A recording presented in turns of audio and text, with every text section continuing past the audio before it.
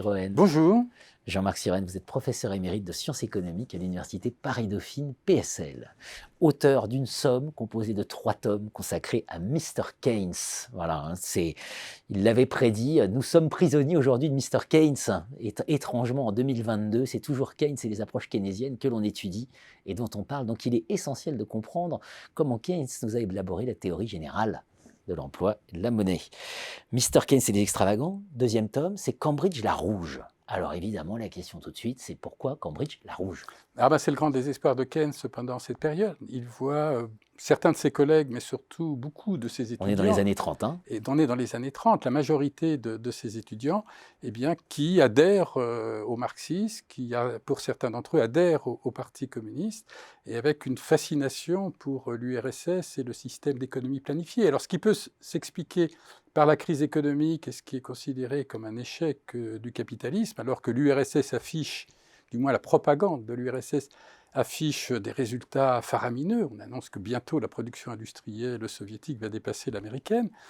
Et le sentiment qui peut se comprendre à l'époque que face à la montée du nazisme et du fascisme, les puissances occidentales ne feront rien, le laisseront. Peut-être même qu'elles s'allieront avec eux pour combattre le communiste. Et ils pensent que l'URSS est le meilleur obstacle par rapport à ce danger.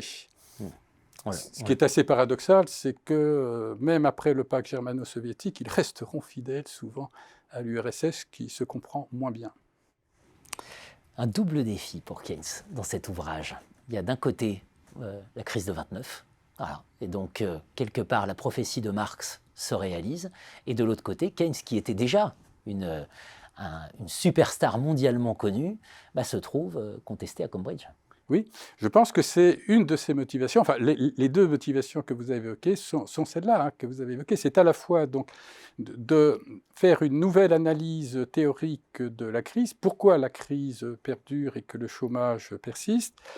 En même temps, donc, ce qui va devenir le keynésianisme, c'est-à-dire les politiques économiques pour pour surmonter cette crise économique, mais c'est surtout pour répondre donc au marxisme et présenter une alternative au marxisme. Non, la planification n'est pas l'alternative, n'est pas la bonne alternative parce qu'elle remet en cause la société.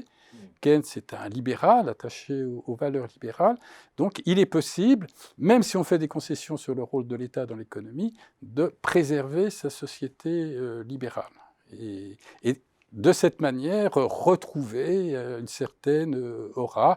Quand il a publié la théorie générale, il disait par exemple à son amie Virginia Woolf, « Bon, il faudra peut-être 10 ans pour que ça s'impose, mais ça s'imposera », et c'est à peu près ce qui s'est passé d'ailleurs. C'est à peu près ce qui s'est passé.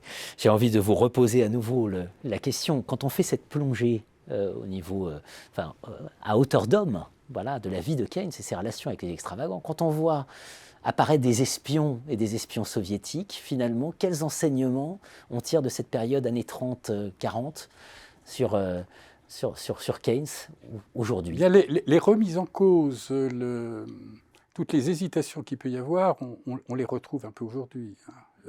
Notamment les craintes de conflits, de guerres, de lutte entre les grandes puissances, la montée des extrêmes.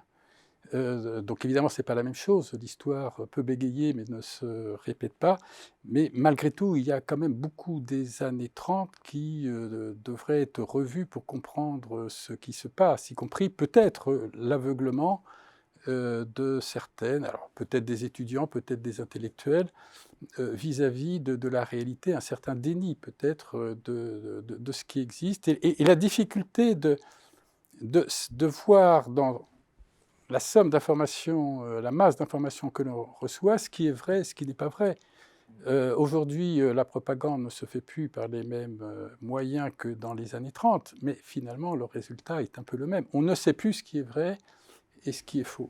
C'est un point qui est passionnant, c'est vous évoquez le fait que le mariage de Keynes, comme son épouse est d'origine russe, lui sait de l'intérieur ce qu'est le concret du régime soviétique. Tout à fait. Son beau-frère est... je pense que s'il a échappé au pire des purges, c'était grâce à Keynes, qui intervenait auprès de l'ambassadeur, puisqu'il a eu des amis, des co-librettistes, puisqu'il était chorégraphe, qui ont été fusillés. C'était un ami de Shostakovich, dont on sait aussi qu'il a failli, lui aussi, être envoyé au goulag ou assassiné. Alors, le beau-frère de Keynes a juste été démis de ses fonctions au Kirov, mais il l'a échappé belle. À l'heure où les économistes sont globalement très silencieux sur le contexte géopolitique, et vous l'avez rappelé, hein, c'est un appel vibrant à refaire de la recherche aussi à hauteur d'homme. Hein. Merci Jean-Marc Siroën. Merci beaucoup.